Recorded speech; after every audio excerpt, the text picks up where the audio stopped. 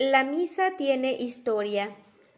Al leer en los evangelios la descripción de la última cena y comparar la sencillez de la escena con las misas que hoy se ofrecen en nuestras iglesias, nos percatamos de que el ceremonial del Santo Sacrificio ha experimentado un gran desarrollo en esos casi 2000 años. Es un fenómeno que resulta muy fácil de entender. El sacrificio eucarístico que Jesús instituyó la noche del Jueves Santo es una gema preciosa que Él regaló a su iglesia. Era una joya perfecta, sin tara alguna, pero como toda alhaja necesitaba un engarce apropiado para que su grandeza y hermosura resultara patente para todos. Así, no sorprende que la Iglesia, en esos centenares de años, haya modelado y embellecido el engarce que constituye el ceremonial de la misa que hoy conocemos. He aquí la descripción de la última cena, según nos la cuenta San Mateo, 26, 26, 28.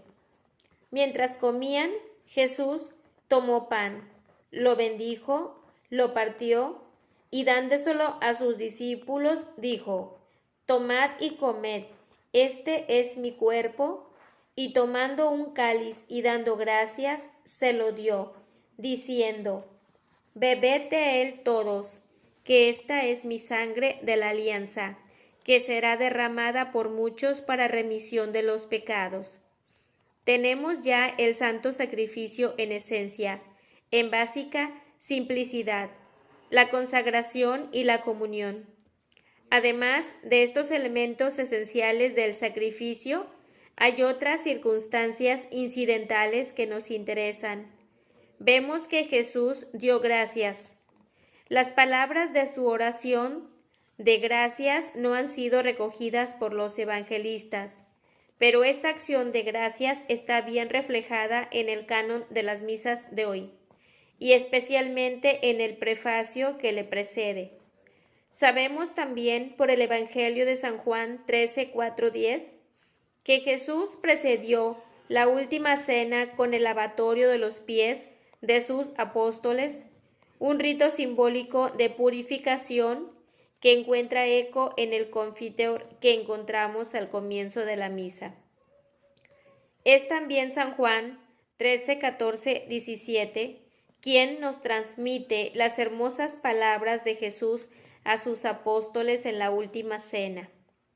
Un precedente cierto de la homilía que forma parte de nuestras misas dominicales.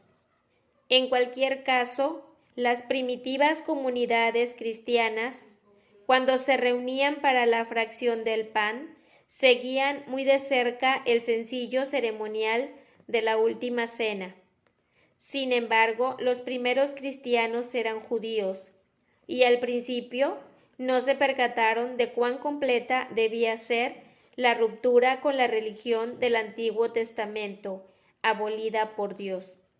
Seguían asistiendo y participando en las ceremonias de la sinagoga y se reunían privadamente en grupos pequeños para la fracción del pan. Eventualmente, los cristianos fueron expulsados de la sinagoga por sus hermanos judíos, y entonces empezaron a preceder la fracción del pan, con unas oraciones modeladas según las ceremonias de la sinagoga. Estas ceremonias consistían básicamente en dos lecturas, una del libro de Moisés y otra tomada de los demás profetas, seguidas de un sermón, y todo entretejido con distintas oraciones. Al adoptar el modelo de las sinagogas, los cristianos lo bautizaron y comenzaron a usar lecturas del Nuevo Testamento, simultáneamente con otras del Antiguo, y así se originó la primera parte de nuestra misa de hoy: epístola, evangelio, homilía y otras oraciones. En realidad es una preparación de la misa propiamente dicha, que se llama antemisa o misa de los catecúmenos, porque en los primeros tiempos de la Iglesia Era la única parte a la que se permitía asistir a los posibles conversos.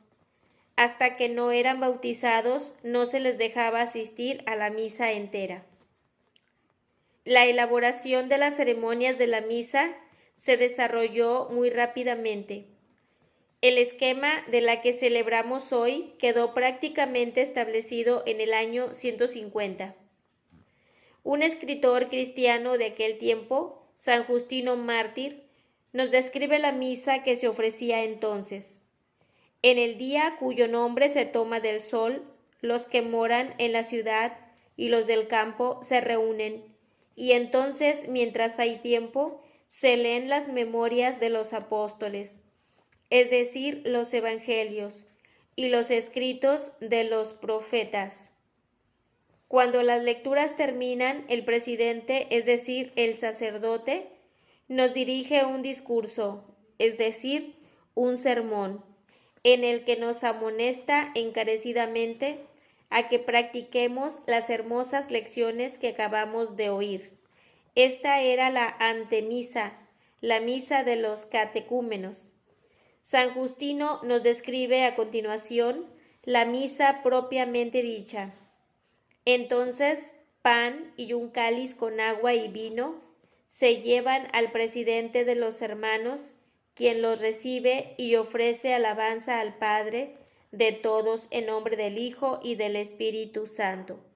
Y prosigue con cierta extensión una plegaria de acción de gracias, lo que hoy llamamos el canon de la misa, en el que se incluye la consagración, porque por él se nos ha hecho dignos de participar en estos dones. Cuando terminan las oraciones y la acción de gracias, todo el pueblo responde amén. Este es el gran amén de nuestra misa que se dice justo antes del Padre Nuestro. Después de la acción de gracias del presidente y de la respuesta del pueblo, los diáconos, como se llaman entre nosotros, distribuye el pan y el vino sobre los que se han pronunciado la acción de gracias, y no los tomamos como alimento y bebida comunes, sino que al igual que se nos ha enseñado que por la palabra de Dios, Jesucristo nuestro Señor se encarnó. Así también estos alimentos sobre los que se han pronunciado las palabras de petición y acción de gracias son la verdadera carne y sangre de aquel Jesús que se hizo hombre, y que entra en nuestra carne y sangre cuando lo recibimos. En el año 150, la estructura fundamental de la misa estaba ya establecida. Sin embargo, las oraciones contenidas en ella continuaron su desarrollo durante 4 siglos y medio más.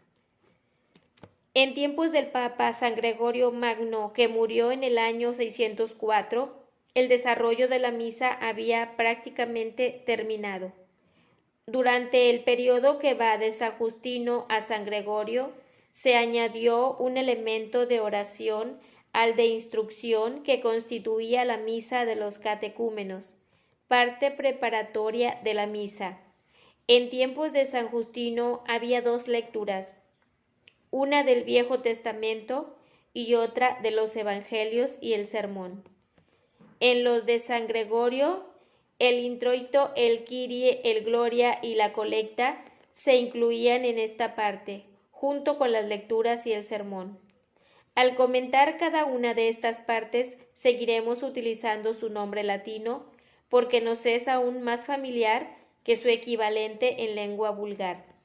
Y señalemos que la misa de los catecúmenos se llama actualmente liturgia de la palabra. El introito es el verdadero comienzo de la misa. Es una oración que se recita cuando el sacerdote sube al altar por primera vez. Las oraciones que el sacerdote recita hoy al pie del altar, antes del comienzo de la misa, eran desconocidas en tiempos de San Gregorio. Se desarrollaron gradualmente en la Edad Media y, originalmente, el sacerdote las rezaba en privado, al ir de la sacristía al altar. Hace solamente 400 años que el Papa San Pío V las hizo recitar obligatoriamente. En su origen, el introito fue un himno procesional y consistía en un salmo que se elegía para expresar el espíritu de la misa del día, gozosa, penitente o triunfante.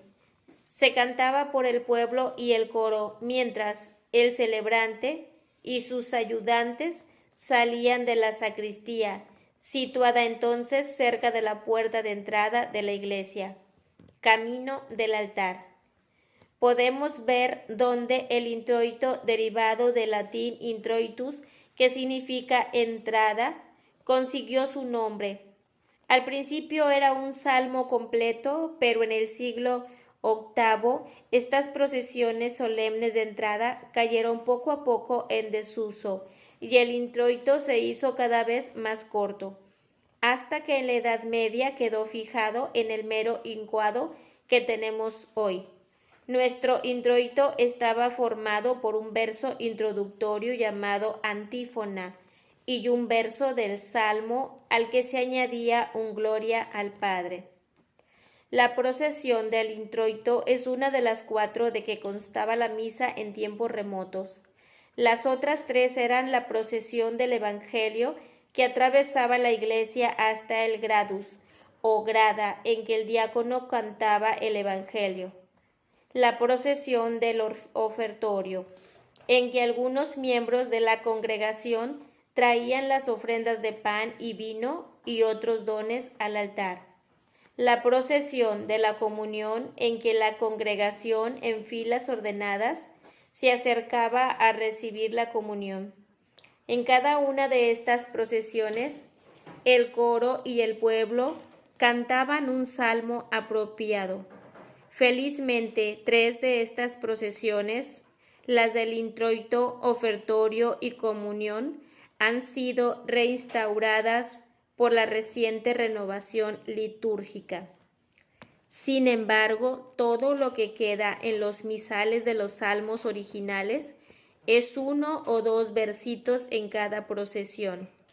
El gradual, entre la epístola y el evangelio. El ofertorio, el verso que se dice justo antes de que el sacerdote descubra el cáliz, y el verso de la comunión al tiempo de recibirla. Tras el introito viene el Kyrie eleison de la misa. Esta súplica a la misericordia divina en lengua griega nos remonta a los días antes del siglo IV, en que el griego era la lengua litúrgica de Roma. El Kyrie es una reliquia de una antiquísima costumbre romana. El pueblo se congregaba en una iglesia, la iglesia de la Asamblea, donde se reunían con el Papa u otro obispo y su séquito. Todos iban entonces en procesión a otra iglesia, llamada estacional, para la celebración de la misa. Durante esta procesión, todos juntos entonaban una letanía de aclamaciones a Dios. Cuando estas procesiones cayeron en desuso hacia el siglo VI, se retuvo una versión abreviada como parte de la misa. El Kyrie eleison y el Christe y eleison que veíamos en el misal. Otro rastro de estas procesiones estacionales se encuentra en las misas de Cuaresma, en las que el misal indicaba ser las misas estacionales de una iglesia determinada. Por ejemplo, el tercer domingo de Cuaresma leíamos Estación de San Lorenzo extramuros. Esta era la iglesia en que el Papa u otro obispo celebraban la misa ese día. No sabemos exactamente cuándo el Gloria in excelsis Deo vino a formar parte de la misa. Conocemos que en su origen se cantaba solo en la misa de Nochebuena. En el siglo VI se cantaba también en la misa de los domingos y en ciertas fiestas, pero solo por el Papa. A los simples sacerdotes se les permitía el canto del Gloria tan solo en la misa de Pascua. Estas restricciones no se levantaron hasta el siglo XII, en que el Gloria se hizo parte de las misas de carácter gozoso. La oración que el sacerdote recita en la misa inmediatamente después del Gloria o del Kyrie, si no hay Gloria, se llama colecta, aunque hoy se denomina simplemente oratio u oración. El nombre de colecta lo obtuvo del hecho que en la era de las misas estacionales, esta oración se recitaba por el Papa o un obispo en la iglesia de la asamblea o reunión, Ecclesia colecta, antes que la procesión partiera hacia la iglesia estacional. Cuando estas procesiones cesaron, la colecta vino a formar parte integral de la misa. Nuestra misa es rica en historia de los que nos precedieron en la fe.